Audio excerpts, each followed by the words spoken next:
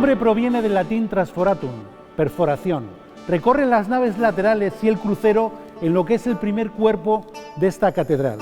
Es una estrecha galería por la que podemos recorrer todo lo que es la nave central rodeándola de la catedral. Seguramente, en un principio, su intención tenía que ver con que allí pudieran ver, pudieran contemplar la liturgia cuando lo que eran los altares de las capillas y de la nave central podían estar llenos. De hecho, se dice que la reina Isabel la Católica, pasando por el Pompido, podía escuchar misa en uno de ellos. Hoy, en Bella Burgartis, el triforio de la Catedral de Burgos. Esa afluencia en la ruta del peregrinaje hizo que algunas iglesias y catedrales románicas tuvieran que tener el precedente al triforio, la tribuna, una galería, eso sí, más ancha, con la misma anchura que las naves laterales, donde todos los peregrinos, incluso lo que era, por supuesto, la población cristiana, podían escuchar la liturgia. En el caso de los peregrinos que van a Santiago, podían también dormir, también lo hicieron después en los triforios góticos, no así en esta catedral de Burgos.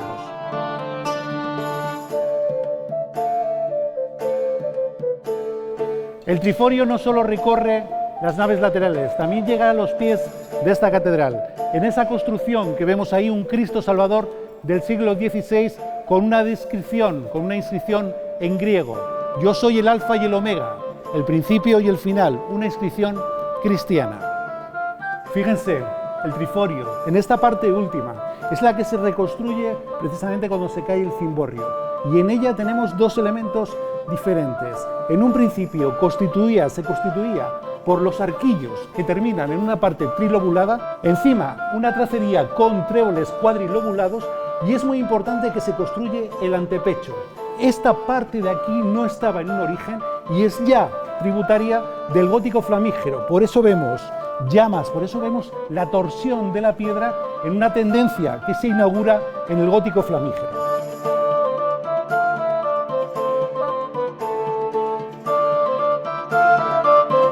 Hemos descendido del triforio y, como les contaba, esta parte, la que está más cerca del cimborrio derruido, es la que se reconstruye bajo el mandato del obispo Luis Acuña. Ahí, en el centro, está precisamente su escudo.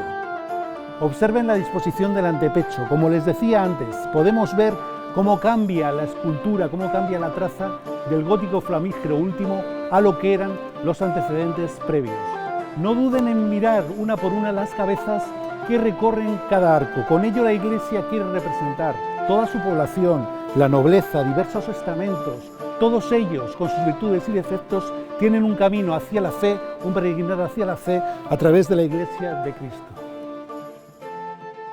Si hemos conocido el triforio como una de las galerías de tránsito de esta catedral, hoy vamos a conocer a una institución que nació precisamente para preservar los caminos que llevaban a catedrales como estas y que a lo largo del tiempo han aumentado sus funciones para que todo ello sea posible, para que SEOs como esta y el patrimonio inabarcable de provincias como la de Burgos esté siempre seguro y absolutamente consolidado. Vamos a conocerlos.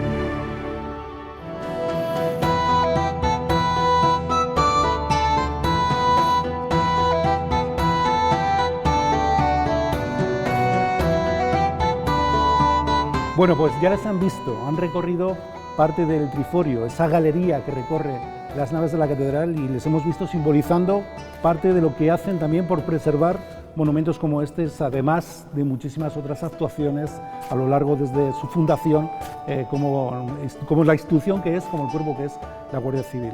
Estamos aquí en esta capilla de Santa Ana con el retablo de Gil de Siloé, don Luis Acuña, que nos hemos referido precisamente hablando del Pompido en una de las disertaciones que hemos hecho sobre el propio triforio, y detrás de nosotros un elemento esencial y sobre todo representativo, una invocación que siempre está sobre la Guardia Civil, es la Virgen del Pilar.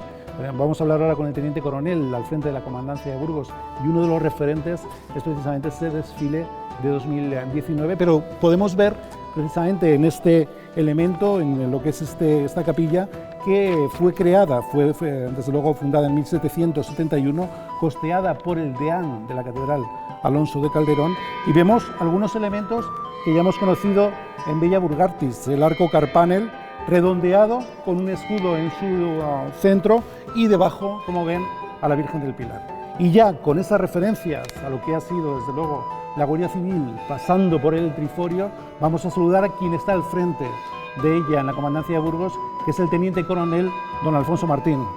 Alfonso, ¿cómo está? Muy bien. Pues bienvenido, desde luego, a esta catedral y, como bien sabe, estamos en la sección de los primeros pasos, la primera vez que alguien vino a la catedral y cómo la recuerda. Usted es de Bilbao, casi todos los que han pasado por aquí han sido burgaleses de cuna, que nos dan evidentemente una visión más cercana de cuál fue su primera visita, pero nos interesa mucho cuáles han sido las primeras visitas de la gente que no nació en Burgos. En su caso, ¿cuál fue la primera vez que pisó esta catedral? Muy bien, pues yo efectivamente nací en Bilbao, pero es cierto que en mis primeros años de vida estábamos viviendo mi familia en La Rioja. Entonces, como soy hijo del cuerpo, mi padre también fue guardia civil y él es de Ávila, pues pasábamos las vacaciones en Ávila. Y aunque no sabría decir en qué fecha exacta, pero sí era yo muy pequeño, tendría como 6 o 8 años, porque fruto de esos viajes de vacaciones parábamos los viajes eran muy largos, eran de todo el día, y parábamos, y uno de los sitios de parada obligatoria era Burgos. Y en una de esas paradas tuvo que ser mi primera visita a la catedral, porque yo sí que recuerdo haber venido de niño.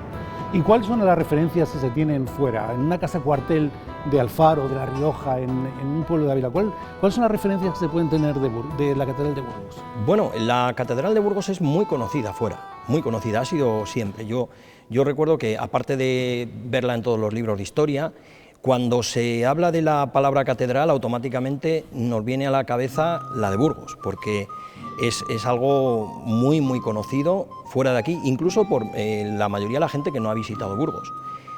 Hasta el punto que hasta la propia imagen de la catedral son capaces de reconocerla. Yo luego además he estado destinado en distintos sitios de España, he vivido por toda España, y es muy reconocida, es muy reconocida. Y la famosa expresión, eso es más grande que la catedral de Burgos, ¿no?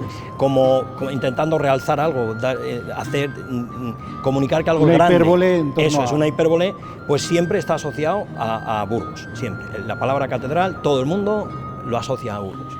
Y a lo largo de lo que ha sido su puesto al frente de la comandancia de Burgos, ha tenido aquí diversos actos. ¿Tiene algún espacio, o en lo personal, cuando viene a visitarla, tiene algún espacio preferido, alguno que le llame sobremanera la atención? Es muy difícil. Es muy difícil porque, y es un compromiso, tener que elegir. Esto es un templo con infinitos lugares y espacios y cosas que ver, ¿no? Y no me gustaría desmerecer ninguno, porque cualquier capilla, esta capilla mismamente santana es maravillosa, la nave central, la capilla de los condestables, la escalera dorada, etc. Pero yo, si me tengo que quedar con algo, me quedo con el cimborrio. Tuve ocasión de visitarlo y es impresionante, la verdad que es impresionante, desde abajo, desde arriba, es una obra magnífica.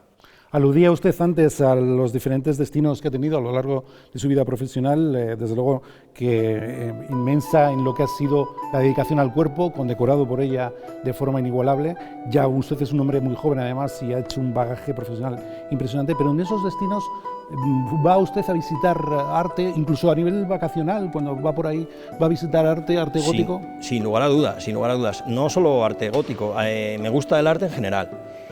Y especialmente me gusta la arquitectura, ¿no? Tanto civil como militar. Entonces yo cuando voy de vacaciones o donde viva, siempre me gusta visitar cualquier edificio, cualquier construcción, desde iglesias, castillos, murallas, cualquier monumento, y y además tengo cierta querencia, me gusta subirme a los sitios más altos que hay, que son accesibles al público, pues me gusta entonces en todas las ciudades que visito, si puedo, si la ocasión me lo permite, voy a visitar cualquiera, no tengo, y sí, he estado he viajado, bueno, dentro de España bastante, sí que conozco bastantes ciudades y algo en el extranjero también. Les hemos visto en el Triforio, hemos visto a uno de sus hombres recorriendo ese camino precisamente que va por nuestras naves y protegiendo el patrimonio, protegiendo un tríptico, levantando, auxiliando a un peregrino. Este año es año jacobeo, año jubilar, esa función precisamente tan importante que tiene la Guardia Civil en la protección de los peregrinos, ¿no? Sí, y especialmente el Camino de Santiago. El Camino de Santiago enlaza directamente con el origen de la Guardia Civil. La Guardia Civil se crea en España en 1844, en un momento en que hay una inseguridad latente en todo el país, especialmente en las vías de comunicación, en los caminos, que eran las vías de entonces, y para solventar ese problema, que el ejército no era capaz porque no estaba formado para ello. No había... Entre otras cosas, después de la Guerra de Independencia se había disuelto absolutamente. Claro, y tenía otras misiones, y luego no había un cuerpo de seguridad único, integral, entonces se crea la Guardia Civil con ese fin, y en muy pocos años se consigue doblegar esa problemática, el famoso bandolerismo, y se consigue controlar. Hay estadísticas que demuestran que en pocos años, en muy poquitas décadas, se consigue eso. Obviamente el Camino de Santiago ya existía, y el Camino de Santiago es un camino muy importante, es un camino que es una vía de entrada de toda Europa, vertebra, es una vía de entrada cultural. Produce influencias como en esta catedral, como en esta ciudad. Entonces la Guardia Civil, dentro de nuestras funciones, la protección de tanto vías de comunicación como patrimonio, hace ya muchos años, allá por el 2009 creo recordar, hizo el primer plan específico de protección relativo al Camino de Santiago, y así anualmente se renueva y se genera un plan en el que se enmarcan una serie de servicios de todo tipo con el objetivo de dar un mejor servicio a todos los peregrinos. Claro, esto es fundamental porque en el 2019, por ejemplo, hicieron el Camino de Santiago unas 350.000 personas, aproximadamente. 46%, un poquito más mujeres, 62 casi % de extranjeros, de más de 140 países. Eso es un escaparate en el que España no puede fallar. O sea, la seguridad ahí tiene que ser crítica, tiene que ser fundamental, porque es un valor crítico que tenemos para un escaparate hacia el resto de países. Y bueno, nuestra labor ahí es muy amplia porque prácticamente todo el camino transcurre en demarcación nuestra. Por eso, entre otras cosas, están tan valoradas nuestras policías en el exterior. Otra de los aspectos que ha mencionado ya es el patrimonio, y hace poco les hemos visto cómo, le hemos visto a usted al frente de sus hombres, cómo devolvía esos relieves de la ermita de Quintanilla de las Viñas al Museo de Burgos. Una labor importante, la de preservación de un patrimonio tan amplio y a veces en una Castilla despoblada, a veces muy vulnerable. Ciertamente es una labor bastante complicada. Nosotros, obedeciendo el mandato constitucional del artículo 46 de proteger el patrimonio histórico, artístico y cultural y favorecer el enriquecimiento del mismo, pues esa es una de los cometidos, uno más que tenemos. Pero, por suerte, España es un país muy rico culturalmente, y Castilla y León, y en concreto Burgos, lo es en especial, sobremanera. Entonces, eso, que es un valor, a nosotros nos dificulta mucho, porque está extendido por toda... ¿En qué pueblo no hay un edificio, una ermita, una iglesia, algo que sea digno de mantenerse en perfecto estado? Incluso en pueblos despoblados como la iglesia de Villamorón, por ejemplo. Efectivamente, incluso en pueblos que no... puentes, yacimientos. En la provincia tenemos más de 5.000, casi 6.000 bienes de distinta catalogación, y 439 creo que son BIC, bienes de interés cultural, con la catalogación BIC, 27 yacimientos. entre los cuales se encuentra pues Clunia, que es una maravilla, y Atapuerca, patrimonio de la humanidad, al igual que esta catedral y al igual que el Camino de Santiago, con lo cual es una provincia que nos dificulta mucho, ciertamente, porque son muchos los objetivos y los amigos del ajeno pues siempre están pendientes. Hoy en día con las redes sociales es más fácil, si el que roba algo, poderlo colocar en ese submundo, en ese mercado ilegal. Pero también contamos con algunas herramientas importantes. Por ejemplo, estamos muy bien posicionados a nivel internacional. Hay mucha colaboración a día de hoy en estos temas con otras fuerzas y cuerpos de seguridad de otros países, y ahí estamos muy perfectamente engranados nosotros, la Guardia Civil. Y luego tenemos un arma secreta.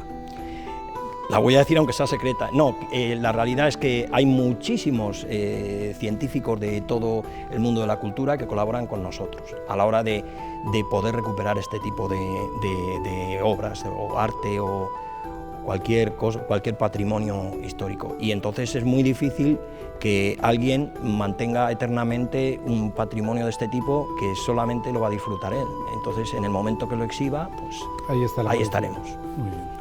Fíjese, Teniente Coronel, el gótico está lleno de misterios, de enigmas, algunos desde luego tienen que ver con lo que decía ahora, con esos yacimientos arqueológicos, con esa tendencia que tiene el ser humano también al oculto, ¿no?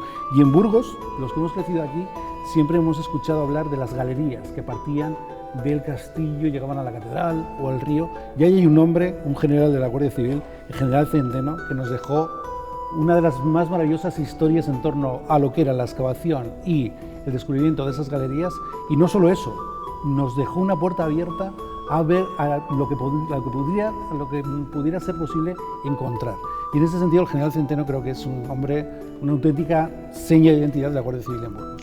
Sin lugar a dudas, es un personaje fantástico. Yo lo desconocía por completo hasta que llegué a Burgos y empecé a conocer de su existencia, y indagando un poquito sabemos que era una persona muy inteligente. Entró de soldado y llegó hasta general. Ojo, estamos hablando de unos años en los que había muy poquitos generales en la Guardia Civil. Llegó a ser el número 2, el número 3 de la Guardia Civil, Y pasó por todos los empleos, tuvo ascensos por méritos de guerra. Sabemos fehacientemente que era una persona de un fuerte carácter, y muy vinculado y muy insistente en sus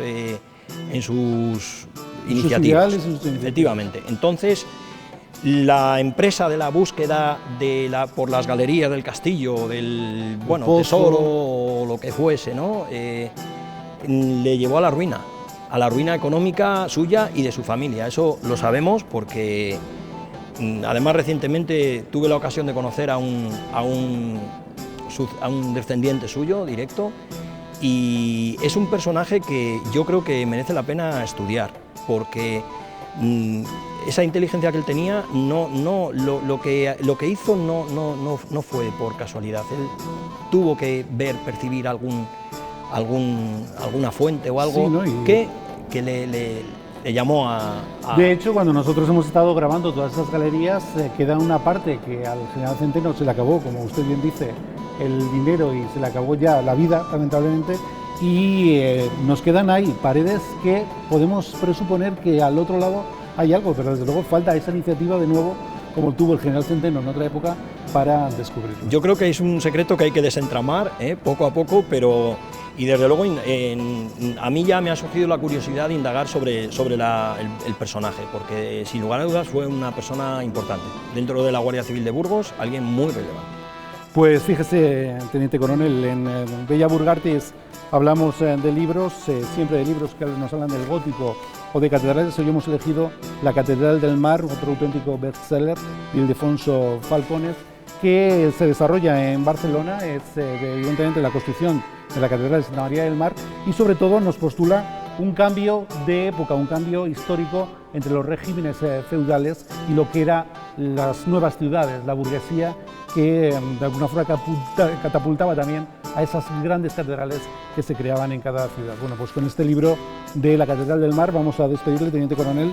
Gracias por estar aquí, y fíjese, yo estoy siempre preparando los programas, como decía usted al principio, me lleno de adjetivos, de hipérboles, desde luego de palabras que son inabarcables para llenar, para poder describir esta catedral, pero también le digo una cosa, el honor, el orgullo que tenemos por la Guardia Civil, la capacidad de sacrificio de la misma, no cabe ni en esta catedral. Gracias. Muchas gracias.